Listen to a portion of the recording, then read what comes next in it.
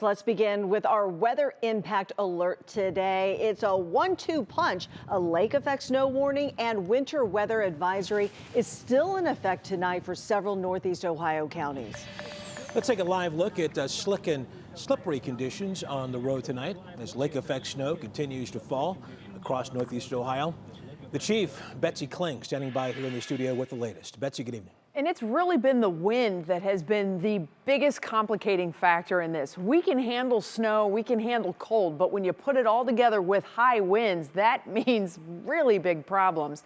And so we continue to have our weather impact alert through the evening and the overnight. That snow, additional snow coming in off of the lake, along with the wind, is creating problems with drifting and with visibility. So obviously extra time is needed. And make sure you bundle up too. Our temperatures are in the low and mid 20s around the area, but our wind chills are in the single digits, and that's really not going to be changing anytime soon. We are starting to get drier air in here very slowly, so you can see that overall coverage is beginning to back down just a little bit, but we still have multiple bands that are coming in across much of northern Ohio. Ashtabula, you're still getting some snow too, and at times this has been reducing visibilities as mentioned, but we are going to continue to see the snow streaming in off of the lake, so if you still have some place to go this evening, just know you will be running into the snow. And if you're going on the interstates, you will be running into some slow conditions. Now, as you can imagine, if the interstates are slow, the side roads will also be slow. The crews have been out, but the snow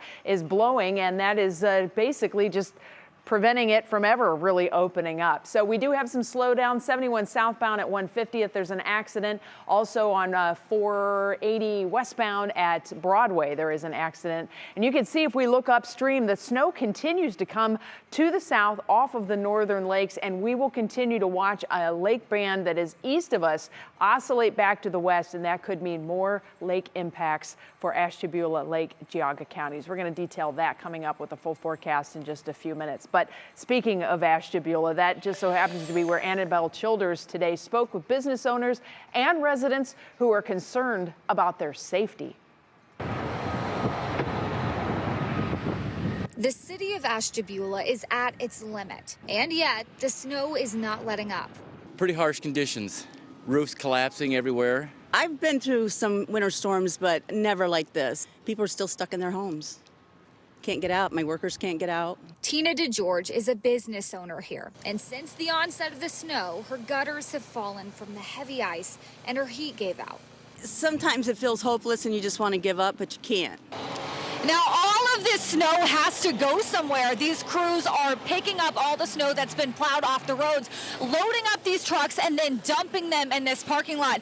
You can see just how much snow is piling up here, and more keeps getting delivered to this area.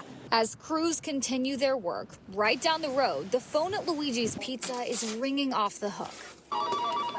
Ashtabula Luigi's, pick up our delivery. We usually go through like 60, 70 pizzas on a Monday. And we went through like 100, probably double, and I still ran out. The pizza shop is increasing their production and delivering food to people snowed inside their homes.